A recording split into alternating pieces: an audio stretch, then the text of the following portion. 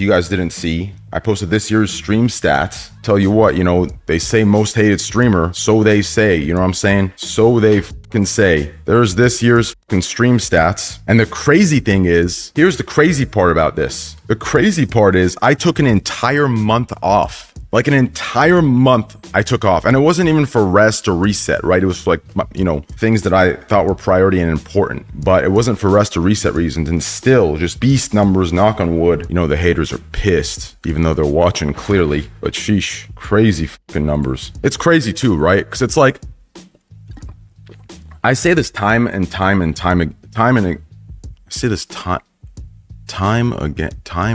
and I say this,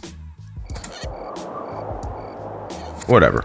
I say this over and over and over again. It ain't even a big deal, you know, that people are hate watching, right? To me, it's not even a big deal, right? They want to hate watch, they want to hate watch, do what they need to do. That ain't even the worst part to me. The worst part about hate watching, it isn't the fact that they're watching out of hate. It's the fact that they're watching and they have the facts and they just can't be, you know, honorable enough to just be like, yo, how he does it, it's the best. No one else does it like this. If anything, it's cleaned up this section. I just don't like him, right? If you're an honorable motherfucker, that's what you'd say. But the fact that they actually watch and have the facts and they just choose to twist, lie, and act like they're not looking when it's convenient to their narrative and argument, that's the part that's disgusting, right? That's the part that's not honorable in my opinion, right? Where you can't be like, okay, well, this guy just doesn't like you, that's how the world is. No. They're watching, they got the facts, but they choose to fucking pump disinformation into the fucking mainstream information sections. It's just crazy, bro. It's crazy. Motherfuckers crazy. To be honest though, what's fucked up? Well, I don't know if it's fucked up, but what's weird is I don't know if I'd want it any other way. You know what I'm saying? I've talked about this many times, but I don't know at what age my brain decided to like reprogram itself and rewire like its circuits or whatever the fuck. But somewhere, whether it was middle school or high school, my brain like reprogrammed, and whatever hate I get, and we're not talking about like genuine criticism, we're talking about bullshit hate, right? I turn it into fuel, and that's what motivates me to keep pushing, right? And I give the example of, I think in all of my Twitch career, there was only like a period of like 2 days, maybe 3 days, where not a single person, not even a single account said anything to me. And it was during the Australian wildfires. And we ran a big, you know, event, raised money for them, for Australia. And that was a great thing. But in those 3 days that no one said a word, even my haters didn't say shit. I'll be honest, it was fucking boring. It was boring. That's the funny part. The people that don't want to see me succeed don't realize they're the one, right? Think about that. It's like the ultimate weapon against haters, right? The ultimate weapon is to turn the very people that think they want to, or, you know, that want to see you not do well, to turn them into the very fuel that makes you do well. Like, that's the secret sauce, in my opinion, right? So it is what it is. They hate you because you quit Among Us?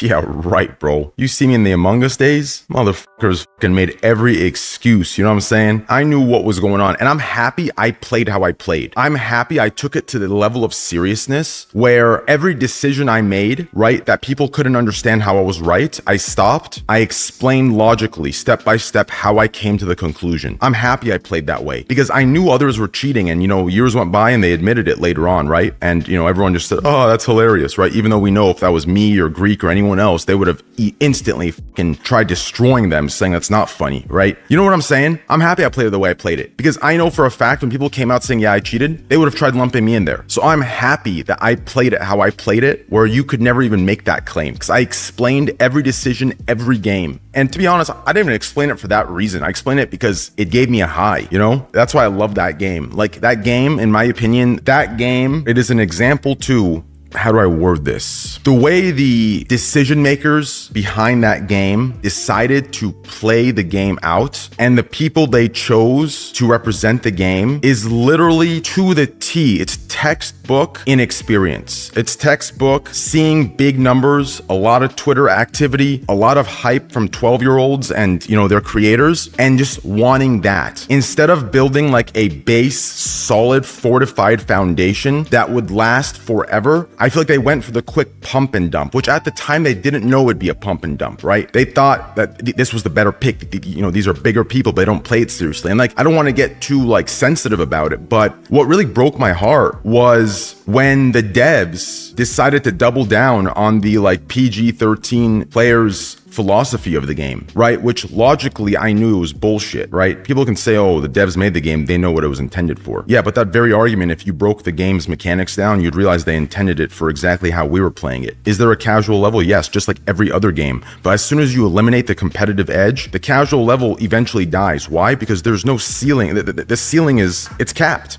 A casual player will eventually get boring of the rinse and repeat game, but if there is something they can try and compete to be, set a goal to become, then the game will forever be alive. It was a big fucking mistake in my opinion, a big mistake, and I don't even know if they realize it to this day, right? It's why I quit, it's why most people that played the game competitively quit, right? And I think that's a mistake.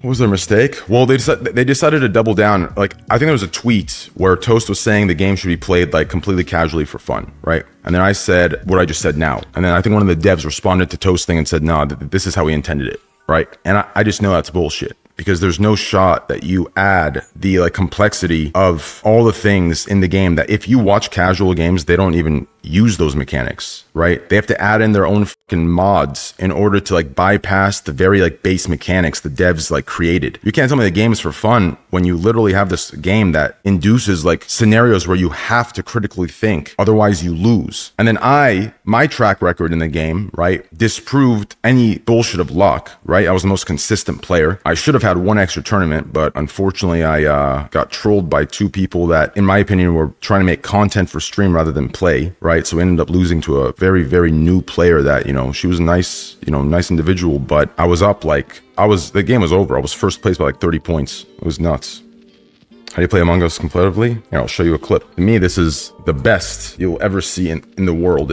Nothing will ever beat it. And I have some sick 1v9s, but this was a 1v9 because my teammate died in the first round. So I had to play it all by myself. Let me actually move this up here. I used to love waiting for this bar to fill. Like, there's so many things going on here that y'all don't even understand. Oh yeah. Watch very closely.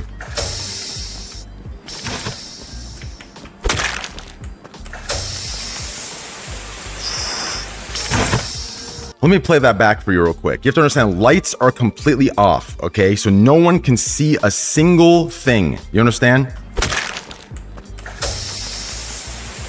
And so here's the part, right? Someone's not with us, but here's the issue. Is she going to go fix lights? If he goes back and he makes the wrong call here and she's still alive, or if she's the imposter, he dies, we'll go over here, they lose the game. If he goes over there and I'm the imposter, or Hassan is, and he kills me, he doesn't have time to make it back to report the body, so he loses the game. So in this situation, he is stuck between 3 different scenarios that could go down because of uncertainty that I've put into their minds during the meetings.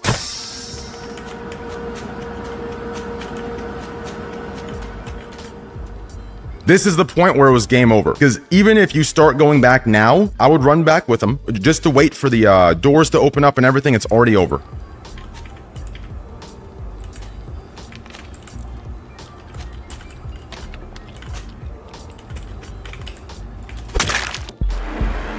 You're disgusting! Easy, baby! Easy! Disgusting Train! Holy shit, that was so clean! That was a good play. Oh my god, that was so sick! I knew it, dude. I knew it, bro. That's what it is. That's competitive, right? I really think they made a huge mistake. But the problem is there aren't many people in this world that wouldn't make the mistake that, in my opinion, whoever was making decisions in Among Us, like that, I don't think many people would have made the right call. Because even right now, I mean, just look at me right now, right? People have a hard time, even when I have, you know, popularity, you know, standing behind what is right versus what is bullshit and popularity points, right? It's just a matter of the world, you know, but it is what it is. Among Us Esports Omega lol. Well, that's the other thing. I was talking to Myth about this the other day, right? And, you know, me being really good at the game and being consistent, we laughed about it because I made a comment. I was like, if it was anybody else, they would have gave it credit and said, oh, yeah, that's huge, going that deep into it and being that consistent. But just because I was the best player in the world, and you know, there was different sites, not the popular point one that YouTubers ran with their fucking dumbass 12-year-old fan bases, but the ones that actually had stats, wins, prize pools. I was #1 for the year that it came out, and for the year that it was at its peak, right? I was #1 for that year. I think Yeti was #2, and like 5up was #3 or 4. But yeah, even with that, bro, like people just, I mean, that's just the story of my life. I don't give a fuck. Those were some good fucking times. It was fucking nuts, bro. It was fucking hot. Okay, dude. Okay, that's was freaking hot.